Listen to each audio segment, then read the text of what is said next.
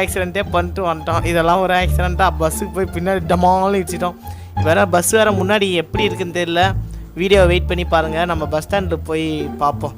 Bus வந்து என்ன அழகாக இருக்குதா அலங்கோலமாக இருக்குதா. ஐயோ ஆண்டவா, தமிழ்நாடு பஸ்ஸு பரவாயில்லைங்க. ஆனால் இந்த பஸ்ஸு நல்லா வந்து அடித்தாங்கன்னு சொல்லி கேள்விப்பட்டுக்கிறேன். ஏன்னா நிறைய இடத்துல வந்து டும்முன்னு அடித்து நிறைய இடத்துல நொறுக்கி வச்சுருப்பாங்க. நான் எங்கள் ஊர் சைடில் வர ஒரு பஸ்ஸை சொல்கிறேங்க. ஓ பார்த்து தங்கம் பார்த்து.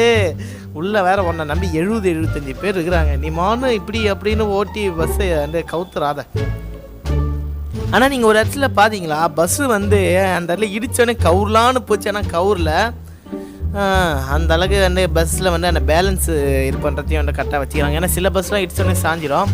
அப்புறம் இந்த பஸ்ஸில் ஒரு முக்கியமான விஷயம், மெயினான விஷயத்த நான் உங்கள்கிட்ட சொல்ல மாட்டேன். இந்த பஸ்ஸில் கண்ணாடி கிடையாது. என்னடா சொல்கிற, சைடில் கண்ணாடிலாம் திறந்து மூடிச்சே அப்படின்னு சொன்னால் அந்த கண்ணாடி இல்லைங்க. நம்ம முன்னாடி இருக்கிற கண்ணாடி